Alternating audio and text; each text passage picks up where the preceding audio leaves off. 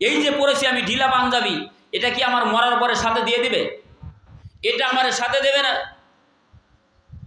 যত বড় তসবিহ হোক না কেন, যত সুন্দর দানার তসবিহ হোক না কেন, কোনো মাইয়াতের সাথে তসবিহ দিয়েছে এরকম নজির আছে? তসবিহ দেওয়া হয় নাই। মাথায় টুপি সেটা কবরে যায় না, মাথায় পাগড়ি সেটা কবরে যায় না। সুন্নাতের যত আমল আছে আমার আপনার সাথে কিন্তু কেউ গাঁটটি বেঁধে কবরে ঢুকায় দেয় না।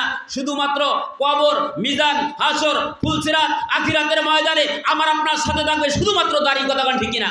আর এই জানোয়ারে সুন্নতি দাড়ি, সাদা ধবধবে দাড়িটা কেটেও এমন চকচকা করেছে মনে হয় পা দিলেও পিছলা পড়বে, এরকম ক্লিন শেপ। কথা বলেন ঠিক কিনা?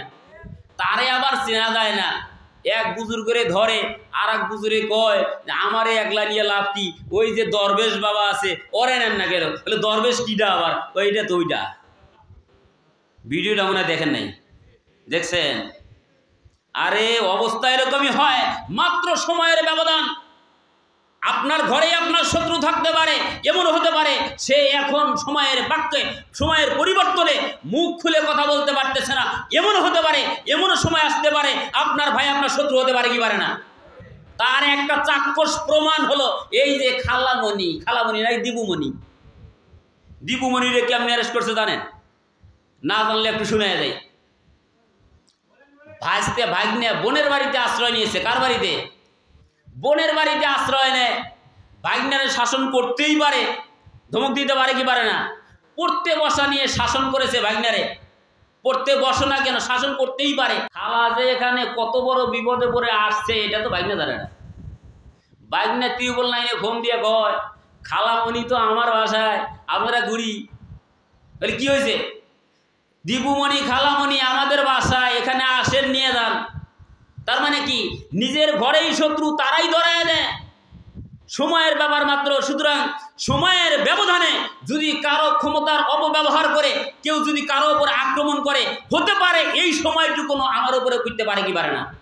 সুতরাং মাঝে মধ্যে একটা কথা বলি, গাড়ির চাক্কা সবসময় রাস্তায় থাকে না, কোনো কোনো সময় খাদেও পড়ে, আবার গাড়ি উল্টে চাক্কা উপরেও ওঠে। সুতরাং গাড়িতে ওঠার পর নিজের হেডামলা মনে করা ঠিক না। কথা বলেন ঠিক কিনা? আজকেও কিছু কিছু মানুষ যারা আছি দেখেন খেয়াল করে, একটু পরিবর্তনের কারণে ক্ষমতা কেউ পায় নাই, আর একজনের বাড়িতে গিয়ে হামলা, বাড়ি জ্বালায় দিচ্ছে, বাড়ি পোড়ায় দিচ্ছে। এরকম অবস্থা হয়েছে কি হয়নি? এরকম অবস্থা হচ্ছে। এটাই কি ইসলাম শিক্ষা দিয়েছে? মক্কা বিজয় হলো, মাত্র 2 জন ব্যক্তি মক্কা থেকে চলে গেলেন। মুহাম্মদ রাসূলুল্লাহ সাল্লাল্লাহু আলাইহি ওয়াসাল্লাম পরি, পাশাপাশি গেলেন আবু বকর রাদিয়াল্লাহু তাআলা আনহু। 8 বছরের ব্যবধানে আবারও মক্কায় প্রবেশ করেছেন। কয় বছরের ব্যবধানে? 8 বছরের ব্যবধানে মক্কায় প্রবেশ করেছেন 10,000 সৈন্য নিয়ে। বলেন না সুবহানাল্লাহ। মক্কা বিজয় হলো, মুহাম্মদুর রাসূলুল্লাহ সাল্লাল্লাহু আলাইহি ওয়াসাল্লাম মক্কায় প্রবেশ করলেন। মক্কায় প্রবেশ করার পর মানুষদেরকে সাধারণ ক্ষমা ঘোষণা করে দিলেন। বলেন সুবহানাল্লাহ। এটা হলো সাধারণ ক্ষমা ঘোষণা করা। এটাই হলো ইসলামের আদর্শ, এটাই হলো ইসলামের নৈতিকতা। সেখানে তিনি সাহাবাদেরকে শিক্ষা দিয়েছিলেন, পালায়নকৃত ব্যক্তিদেরকে আক্রমণ করো না। তার মানে দেশ থেকে দেশান্তরে চলে যাচ্ছে, যাক, এরা মক্কার বাইরে যাইতেছে, যাইতে দেন, এদেরকে আক্রমণ করা যাবে না। যুবকদের ওপরে আক্রমণ করো না, নারীদের প্রতি আক্রমণ করো না, বিকলাঙ্গ যারা রয়েছে, যারা প্রতিবন্ধী, তাদের ওপরে আক্রমণ করো না। এই নির্দেশগুলো দিচ্ছেন। সাহাবারা চিন্তা করলেন, ইয়া রাসূলুল্লাহ, ইয়া হাবিবাল্লাহ, আপনি যেরকম ভাবে শর্ত চাপিয়ে দিচ্ছেন, ওদের আক্রমণ করো না, ওদের করো না, ওদের করো না, আক্রমণটা করবো কারে? ঠিক না? রাসূল সাল্লাল্লাহু আলাইহি ওয়াসাল্লামকে বলতেছেন, ইয়া রাসূলুল্লাহ, আক্রমণ করবো কাকে তাহলে? রাসূল সাল্লাল্লাহু আলাইহি ওয়াসাল্লাম বুঝাচ্ছেন, ও আমার সাহাবারা, সরাসরি যদি কোনো ব্যক্তি সামনাসামনি মক্কা বিজয়ের ক্ষেত্রে বাধা দিতে আসে, কঠোর হাতে প্রতিহত করো। বলেন আল্লাহু আকবার। তার মানে সরাসরি যদি কোনো ব্যক্তি সামনে পড়ে যায়, সেটারে কঠোর হাতে প্রতিহত করো, তার মানে সাইজ করো। এই শিক্ষা দিলেন। সবাইরে মাফ করে দিব, কিন্তু সরাসরি যদি কেউ সামনে এসে আক্রমণ করে, তারে কিন্তু কমে সারা যাবে না। এখন যেই ব্যক্তি পালন করতেছে, সে যাইতেছে, যাইতে দাও। আত্মসমর্পণ করা ব্যক্তির উপর আক্রমণ করা রাসূলের আদর্শ। এখন ধরে মাররে, খাওরে, লুট কররে, চুরি কররে, ডাকাতি কররে, হচ্ছে কি হচ্ছে না? এটাই ইসলামের আদর্শ না। ইসলাম শিক্ষা দিয়েছেন মানবতা, ইসলাম শিক্ষা দিয়েছেন আদর্শ, ইসলাম শিক্ষা দিয়েছেন ক্ষমা করে দেওয়া। তাহলে আমাদের ক্ষমা করে দেওয়ার দরকার আছে না নাই? আমরা সকলকেই ক্ষমার দৃষ্টিতে দেখবো ইনশাআল্লাহ। তার মানে আমরা চাই বাংলাদেশটা শান্তিপূর্ণ একটা দেশে পরিণত হোক। আল্লাহ পাক রব্বুল আলামিন বাংলার জমিনটারে কোরআনের জমি হিসেবে কবুল করুন বলে আমিন। সম্মানিত হাজিরিন, যে কথা বোঝাতে যাচ্ছিলাম, তাহলে মুনাফিক তো তারা যারা সময়ের ব্যবধানে নিজেদের আমলের সাথে সাথে নিজেদের পোশাক, নিজেদের তসবি, নিজেদের হাতের তসবি, মাথার পট্টি সব কিছু পরিবর্তন করতে পারে, তারাই হলো জাতির শ্রেষ্ঠ মুনাফিক। কথা কোন ঠিক কিনা? তাহলে আলোচনা করতেছিলাম তৃতীয় নাম্বার মুনাফিক। চতুর্থ নাম্বার হলো আল্লাহ পাক রব্বুল আলামিন চতুর্থ নাম্বার আদর্শ শিক্ষা দিচ্ছেন। ঈমান ভঙ্গ হয়ে যাওয়ার চতুর্থ নাম্বার কাজ হলো আল্লাহর নবীর আদর্শ ব্যতীত অন্য কারো আদর্শে নিজেকে নিয়োজিত করা, অন্য কারো আদর্শ মানা, রসুলের আদর্শ ব্যতীত অন্য যে কারো আদর্শ মানা। এটা ঈমান ভঙ্গ হয়ে যাওয়ার কারণ। এটা কিসের কারণ? কিসের কারণ? আমি কিসের আলোচনা করতেছি শেষ করে দেই। আমি আলোচনা করছি ঈমান ভঙ্গ হওয়ার কারণ কয়টা বলছিলাম? কয়টা? আরো জোরে। কয়টা বলছি? ঈমান ভঙ্গ হয়ে যাওয়ার কারণ হলো 10টা। আমার ভিতরে যদি থাকে আমি সংশোধন হয়ে যাব, আপনার ভিতরে থাকলেও সংশোধন হয়ে যাব। এই ইরাদা, এই আকীদা, এই ওয়াদা করেই কিন্তু আমি গুনাহগার আলোচনা করতে শুরু করেছিলাম। প্রথমটা হলো শিরক করা, দ্বিতীয়টা কুফরি করা, তৃতীয়টা হলো মুনাফিকি করা, চতুর্থ নাম্বার আলোচনা চলছিল আল্লাহ পাক রব্বে কারিম প্রেরণ করেছেন রসুল। রসুলের আদর্শ না মেনে অন্য যে কারো আদর্শ মানলেই ঈমান থাকবে না, চলে যাবে? অবশ্যই চলে যাবে। আমরা দুনিয়ার জমিনে বসবাস করি শুধুমাত্র কেবলমাত্র রসুলের আদর্শ মোতাবেক যদি জীবন পরিচালনা করতে পারি, তবেই তো না নিজেদেরকে দুনিয়ার জমিনে ঈমানওয়ালা দাবি করতে পারবো। আল্লাহ রসুল সাল্লাল্লাহু আলাইহি ওয়াসাল্লাম একটা হাদিসে জানাইলেন, আবু হুরায়রা রাদিয়াল্লাহু তাআলা আনহু হতে হাদিসটা বর্ণনা করা হলো। আল্লাহ রসুল সাল্লাল্লাহু আলাইহি ওয়াসাল্লাম বললেন, ক্বালা রাসূলুল্লাহ সাল্লাল্লাহু আলাইহি ওয়াসাল্লাম মান আতাআনি দাখালাল জান্নাহ। বলেন না সুবহানাল্লাহ। আবু হুরায়রা রাদিয়াল্লাহু তাআলা আনহু বলেন, রাসূল সাল্লাল্লাহু আলাইহি ওয়াসাল্লাম বলেছেন, মান আতাআনি দাখালাল জান্নাহ, যেই ব্যক্তি আমার অনুসরণ করবে সে জান্নাতে প্রবেশ করবে। বলেন সুবহানাল্লাহ। ওমান আসানি ফাকাদ আওয়া। রাসূলের আদর্শ হলো এটা, যদি আমার অনুসরণ করো জান্নাতি, আর আমার অনুসরণ না করলে জাহান্নামী। সুতরাং আমরা রাসূলের আদর্শে আদর্শবান হতে চাই কি চাই না? তাহলে দুনিয়ার জমিনে যেই আদর্শ রয়েছে, অনেকেই অনেকভাবে ফেসবুকে স্ট্যাটাস আমরা জেনে থাকি, দেখে থাকি, শুনে থাকি, বা অনেকের 5 দিন থেকে আমাদের মাঝে বেশি আসে। আমরা কেউ বলি জিয়ার সৈনিক, কেউ বা বলে মজিবের সৈনিক। কথা বলি কিনা? আছে না নাই? কেউ বা জিয়ার, কেউ বা মজিবের। আমরা কি তাদের সৈনিক না আমরা রসুলের সৈনিক? আমরা কার সৈনিক হয়ে মরতে চাই? কার সৈনিক হয়ে দুনিয়ার জমিনে বাঁচতে চাই? আমাদের নেতাকে, যারা বলতেছি না তাদের নেতাকে। আমার মনে হয় আমার কথাগুলো আপনাদের লাগতেছে যে হুজুর মাত্র বাক স্বাধীনতা পেয়েছেন তাই যে শুরু করছেন, সামনে ক্ষমতা পাইলে যেন আরো কি করবেন? হুজুর আগেও যেরকম এখনো সেরকম, কোরআন যা বলতেছে তাই বলতেছি। আমরা চাই দুনিয়ার জমিনে কোনো মানুষ যদি দাবি করে যে আমি ঈমানওয়ালা, ঈমানদার, অবশ্যই তার কার আদর্শ মানতে হবে। কি আলোচনা কি আমি 3 জনের সামনে করতেছি? 3 জন জবাব দিচ্ছেন রসুলের। তাহলে আমরা যদি নিজেদেরকে ঈমানদার দাবি করি, অবশ্যই আমাদের রসুলের আদর্শ মানতে হবে। কথা ঠিক কিনা? রসুলের আদর্শ ব্যতীত কোনো ব্যক্তি যদি বলে আমি মজিবের সৈনিক, আমি মজিবের আদর্শে আদর্শবান, তাহলে ওই ব্যক্তি কি ঈমানদার বলে দাবি করতে পারবে? সে মজিবের আদর্শ যদি দাবি করে কখনোই সেই ঈমানদার দাবি করতে পারবে না। কেউ যদি বলে আমি জিয়ার সৈনিক, আমি জিয়ার আদর্শে আদর্শবান, কখনোই সেই ঈমানদার দাবি করতে পারবে না। কোনো ইসলামের লোক যদি মনে করে যে আমি অমুক লিডারের সৈনিক, অমুক যা বলবে তাই, না বললে নাই, সে যত বড় কুতুব, যত বড় বুজুর্গই হোক না কেন, ওই ব্যক্তিও জান্নাতি হতে পারবে না। জান্নাতি ব্যক্তি তো দ্বারা ঈমান তো ঠিক রাখতে পারবে ওই সমস্ত জাতি যিনি দাবি করবে আমি একমাত্র, কেবলমাত্র, শুধুমাত্র রসুলের সৈনিক। কথা ঠিক কিনা? তাহলে ঈমান রক্ষা করার, ঈমান ভঙ্গ হয়ে যাওয়ার 4র্থ নাম্বার কারণ হলো রসুলের আদর্শ ব্যতীত অন্য কারো আদর্শ মানা। অন্য কারো আদর্শ মানলে কি হয় দেখেন, খেয়াল করেন। একজন সাহাবী ছিলেন আব্দুল্লাহ ইবনে উবাই ইবনে সুলুল। তিনি পৃথিবীর জমিনে রসুলের সমস্ত আদর্শ মানলেন, সব কাজ করলেন। যুদ্ধের ময়দানে যান, নামাজের জামাতে শরীক হন, প্রথম সারিতে এসে দাঁড়িয়ে যান, রাসূলের পাশাপাশি থাকার চিন্তা করেন। কিন্তু তিনি যখন দুনিয়া থেকে চলে গেলেন, আল্লাহ জানাইয়া দিচ্ছেন, ইয়া রাসূলুল্লাহ, ইয়া হাবিবাল্লাহ, তার ব্যাপারে দোয়া করবেন তো দূরের কথা, তার কবরের কাজ দিয়েও যাবেন না। বলেন না নাউজুবিল্লাহ। অবস্থা বুঝছেন? কারণ কি? কারণ হলো একটাই, আব্দুল্লাহ ইবনে উবাই ইবনে সুলুল রাসূল আরবি সাল্লাল্লাহু আলাইহি সাল্লামের প্রত্যেকটা আদেশ মানতেন, কিন্তু একটা জায়গায় শুধু মানতেন না, সে নেতা হিসেবে স্বীকার করেছেন সর্বক্ষণ আবু জেহেলরে। বলেন না নাউজুবিল্লাহ। লিডার মানতেন আবু জেহেলরে, কিন্তু রসুলের সাথে চলতেন। কিসের জন্য চলতেন? চলার পিছনে একটা কারণ হলো, রসুলের সাথে চলে চলে তিনি ইসলামের ক্ষতি করেছেন না লাভ করেছেন? ক্ষতি করেছেন। মানে ইসলামের সাথে মিশে মিশে ইসলামের ক্ষতি করা সহজ হবে, এখান থেকে সমস্ত কিছু গোয়েন্দাদের মতো আদান প্রদান করছেন আবু জেহেলের কাছে। সুতরাং তিনি ইসলামের সবথেকে বড় দুশমন ছিলেন। আর এটা আল্লাহ জানায় দিলেন যে আপনি তার জন্য দোয়া করে কোনো লাভ নাই, আপনি দোয়া করলেই কবুল করা হবে না। আর প্রত্যেক ইমানদারের কর্তব্য হলো কোনো বিজাতির জন্য সে দোয়া না করে, দোয়া তো দূরের কথা, কবরের কাজ দিয়েও যেন না যায়। বলেন না নাউজুবিল্লাহ। তাহলে তৃতীয় নাম্বার কারণ হলো, রসুলের আদর্শ ব্যতীত অন্য কারো আদর্শ আমরা মানবো না। কতক্ষণ ঠিক কিনা?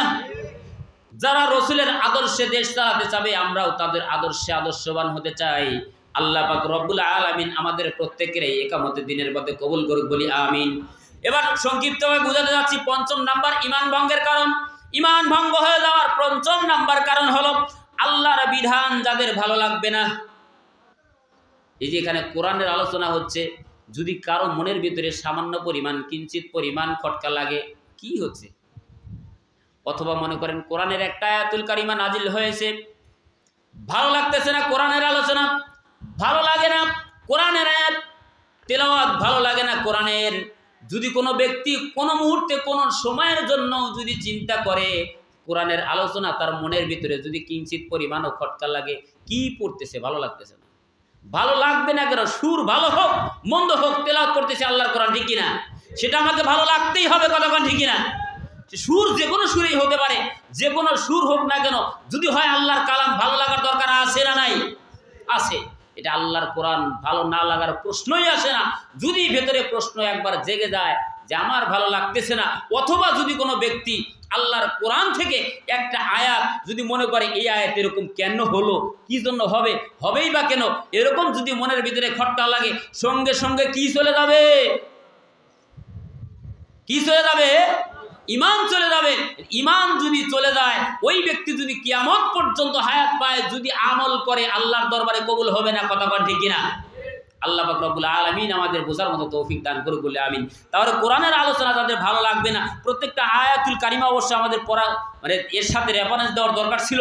সময় খুবই সংক্ষিপ্ত, বক্তা মহোদয় কিন্তু আমাদের মাঝে উপস্থিত, আলোচনা যদি সুযোগ হয় করবো ইনশাল্লাহ। তবে আরও একটা জিনিস বুঝাতে চাচ্ছি, আল্লাহ পাক রব্বুল আলামিন বুঝাতে চাচ্ছেন, ও দুনিয়ার জমিনের মানুষ, তোমার তো ভালো লাগার কথা, তোমার রিজিকের মালিক আমি, তোমার হায়াতের মালিক আমি, তোমার চালন করি আমি, তোমার সমস্ত কিছুর মালিক যদি আমি হই, তাহলে তোমার সব কিছু পাওয়ার যোগ্য কে?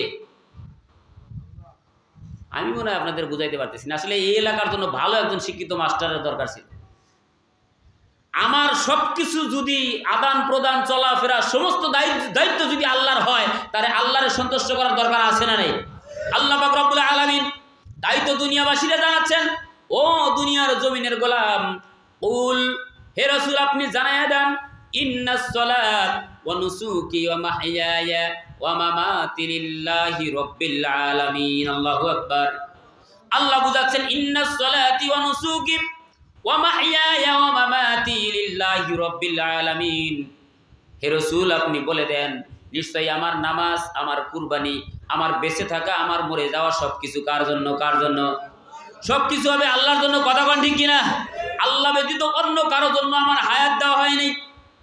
যেহেতু আমার আল্লাহ জানাইয়া দিলেন তোমার হায়াত, তোমার মউত, তার মানে হায়াতটাও আমার কার জন্য হবে?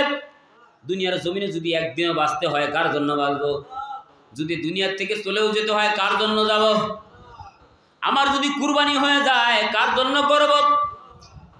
আমার নামাজটা কার জন্য করব? নাকি সমাজের মাতাব্বর যিনি রয়েছে তিনি চাপ দিবেন বিদায় নামাজ পড়ব? আমার নামাজটাও হবে কার জন্য? আমার বেঁচে থাকা, মরে যাওয়া কার জন্য?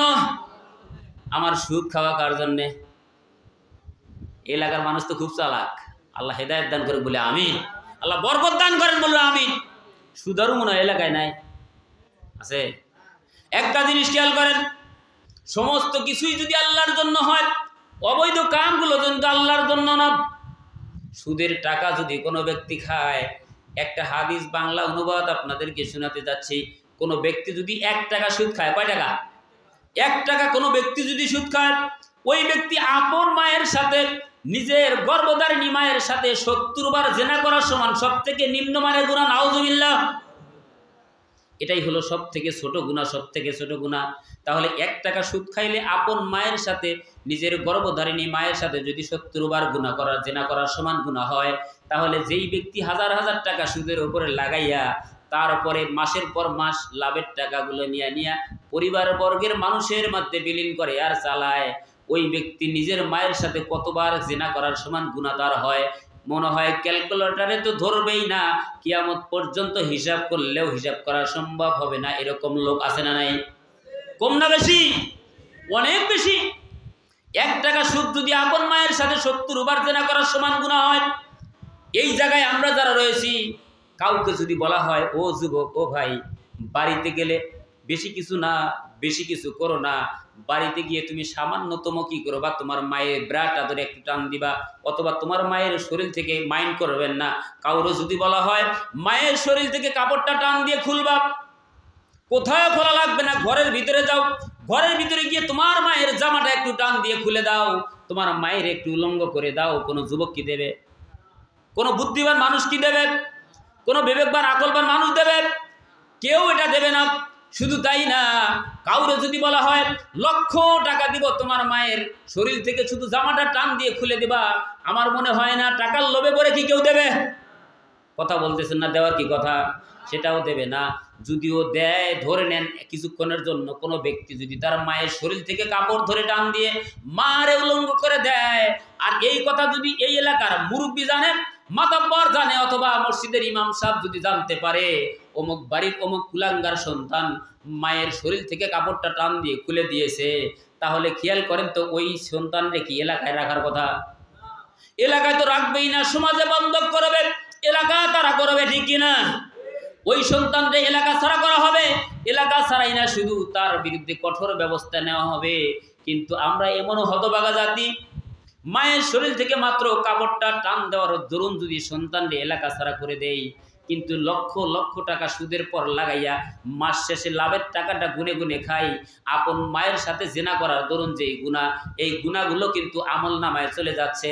এই সন্তানটারে কিন্তু আমরা সমাজের বড় চেয়ারে বসাই, কথা কন ঠিক কিনা?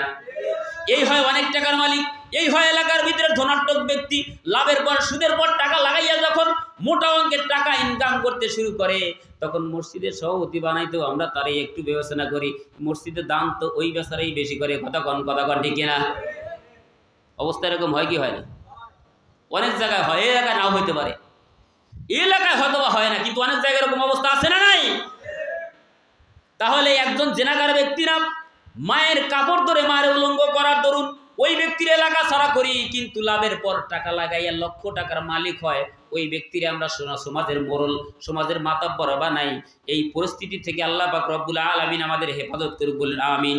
যে কথা বলতেছিলাম, ৫ম নাম্বার কারণ, আল্লাহর বিধান ব্যতীত অন্য কোনো বিধান যার ভালো লাগে, মানে আল্লাহর বিধান যার ভালো লাগে না, ওই ব্যক্তির ধরে নেবেন ইমান দুনিয়ার জমিনে তারা ইমান নাই। কিয়ামত পর্যন্ত হায়াত পাইলে যদি ওই ব্যক্তি আমল করে, কিয়ামত পর্যন্ত আমল করলেও আমল যিনি কবুল করবেন না তিনি কে? আল্লাহর নাম নিতেও আপনাদের কৃপণতা, আল্লাহর সাথে রাগারাগি আছে নাকি? ওই ব্যক্তিকে আল্লাহ পাক রব্বুল আলামিন আমাদের হেদায়েত দান করুক, বলি আমিন। এবার আসি ৬ষ্ঠ নাম্বার কারণ, সংক্ষিপ্তভাবে শেষ করে দেব। ৬ষ্ঠ নাম্বার কারণ হচ্ছে বেঈমানদের কাজকে সুন্দর মনে করা। বিজাতিরা যেই কাজগুলো করে, এই কাজগুলো ভালো লাগা মানে সুন্দর মনে করা, ইমান চলে যাবে। কি চলে যাবে? প্রথম নাম্বার কারণ হলো শিরক করা, দ্বিতীয় নাম্বার কারণ হলো কুফরি করা, তৃতীয় নাম্বার কারণ হলো নিফাকি করা, চতুর্থ নাম্বার কারণ হলো আল্লাহর রসুলের আদর্শ না মানা, পঞ্চম নাম্বার কারণ হলো, পঞ্চম নাম্বার কারণ মাত্রই বললাম, কি বললাম? পঞ্চম নাম্বার কারণ, আল্লাহর কোরআনের আয়াত যদি ভালো না লাগে, আল্লাহর বিধান যার ভালো লাগবে না। এবার শুনি ৬ষ্ঠ নাম্বার কারণ দিয়ে, কানটা দিয়ে শুনে নেই। ৬ষ্ঠ নাম্বার কারণের ভিতরে আল্লাহ জানাইয়া দিচ্ছেন, বিজাতিদের কাজকে সুন্দর মনে করা। যদি কোনো ব্যক্তি বিজাতিদের কোনো কাজকে সুন্দর মনে করে, ওই ব্যক্তিরও ঈমান সঙ্গে সঙ্গে চলে যাবে। কথা বলেন ঠিক কিনা? বিজাতিদের কাজ কি? অনেক মানুষ কথায় কথায় বলেই ফেলে, আমাদের থেকে ওই যে ওরাই ভালো। আছে না নাই? আচ্ছা, আর একটা উদাহরণ দিলে বুঝবেন। রাজীবপুর আছে না, রাজীবপুর বাজারের পশ্চিমে, মানে থানা বলে, রাজীবপুর বাজারের পশ্চিমে নদী বাতায় যখন হিন্দুদের পূজার মণ্ডপে পূজা দেওয়ানো হয়, এই মেলার ভিতরে মেলার কাজ মুসলমানদের না বিজাতিদের? মেলার কাজ মুসলমানের না বিজাতিদের? বিজাতিদের কাজ। ওইখানে যদি মুসলমানের সন্তান যায় আনন্দ এবং উল্লাস করে, ধরে নেবেন পাক্কা মুনাফিক, তার ঈমান চলে গেছে। কথা বলেন ঠিক কিনা? যদি কোনো ব্যক্তি বিজাতিদের কোনো অনুষ্ঠানে যায়, তার মানে অবশ্যই তার সেটা ভালো লাগছে, ঠিক কিনা? বিজাতিদের কোনো কাজে ভালো লাগা, ভালো মনে করা ঈমান চলে যাওয়ার লক্ষণ, ঈমান চলে যাওয়ার কারণ। যদি ঈমান চলে যায়, হাজারো শপথ করুক যে আমি ঈমানদার, যতক্ষণ পর্যন্ত তওবা করে ফিরে না আসবে ঈমানদার হতে পারবে। একটা জিনিস খেয়াল করি, পূজার মণ্ডপে গিয়ে যদি মুসলমানের সন্তান লাফালাফি করে, দেখবেন খেয়াল করে, ওই সন্তান যদি কখনো তওবা না করে আল্লাহর কাছে ফিরে আসে, নতুন করে যদি কালেমা না পড়ে, কিয়ামত পর্যন্ত হায়াত পাইলেও তারে মুসলমান বলা যাবে না, সে ঈমানওয়ালা থাকবে না। ও মৃত্যুবরণ করলে কবর দেওয়া যে কথা না দেওয়া। কিন্তু আমরা তো এমনও হতভাগা কপাল পোড়া জাতি, আমাদের মাথার যারা ছিলেন, আমাদের প্রধানও যারা ছিলেন, তারা তো মাঝে মধ্যেই বলেই ফেলতেন। যেমন আমাদের শেখ হাসিনা ছিলেন, তিনি তো বলেই ফেলাইছেন, মা দুর্গা গুজে চড়েছে, দেশে ফসল ভালো হয়েছে। বলছে কি বলে নাই? আহারে, কত বড় কপাল পোড়া হলে এরকম কথা বলতে পারে? মা দুর্গা গুজে চলে নাকি দেশে ফসল বলে? আচ্ছা, দেশে ফসল ভালো দেওয়ার মালিক কে? ফসল কম দেওয়ার মালিক যিনি, তিনি কে? অতিরিক্ত বৃষ্টি দেওয়ার পরেও ফসল ভালো হয়, তিনি কে? বৃষ্টি ছাড়াও ফসল ভালো করে দেন যিনি, তিনি কে? অথচ তিনি বললেন মা দুর্গা গুজে চড়েছে, দেশে ফসল ভালো হয়েছে। আরও তো একজন মন্ত্রী তো বলেই ফেলেছিলেন যে আমাদের জন্য একটু দোয়া করতে বললেন। আছে না নাই? এখন কিন্তু দেখেন খেয়াল করে, সময়ের ব্যবধান, সময়ের কালের পরিবর্তনে তাদের আর খুঁজে পাওয়া যায় না। আছে? আছে? খেলা হবে, আরো খেলা হয়, আসো খেলি, এই ভাষাগুলো আছে এখন? নাই। কত কিছুই না তারা করেছে। মা দুর্গারে গুজে দিয়ে দেশে ফসল নিয়ে আসলো, দেশে শান্তি নিয়ে আসলো। দুর্গার কাছে দেশে শান্তির জন্য চাইলো যে শান্তি চাই, আমাদের বাংলাদেশটা যেন ভালো চলে। আরে তোমারে তো ভারতে পাঠানো হয়েছে দেশে শান্তি চাওয়ার জন্য না। সবর করে আসো, আসো, তুমি পূজার মণ্ডপে যাওয়া, যাও, ভালো কথা। তোমার পূজার মণ্ডপে গিয়ে তো দেশে শান্তি চাওয়া, এটা মুসলমান জাতি কামনা করতে পারে না। কতক্ষণ ঠিক কিনা? আহা, কপাল পোড়া জাতি, কপাল পোড়া জাতি। এরা সোজা হয় কখন? একটা কথায় কথা চলে আসে, পুকুরের পাশে বসবাস করতো একটা ব্যাঙ, ব্যাঙের পাশেই বসবাস করতো গর্তের ভিতরে একটা সাপ। এটার নাম কি? সাপ আর ব্যাঙ। হয়তো ভাবতেছেন হুজুর কোরআন থেকে বলছেন, না কোরআন থেকে না, হাদিস থেকে না, হাদিস থেকেও না, কথার কথা আর কি। গর্তের ভিতরে সাপ আর বসবাস করতো ব্যাঙ, দুজনের মধ্যে খুব গভীর ভাব। কোনো এক সময় ব্যাঙ বলতেছে, আচ্ছা বন্ধু, তোমার সব কিছুই ভালো, তোমার গঠন কত ভালো, কত বড় লম্বা তুমি, তোমার গায়ে কত জোর, এই যে তুমি যখন ফানা তোলো ফস করে ওঠে, তোমার সব কিছুই খুব ভালো লাগে, কিন্তু তোমার একটা জিনিস ভালো লাগে না। বলে কি? তুমি যখন চলাফেরা করো না, ক্যাক করে ব্যাক করে হাঁটো।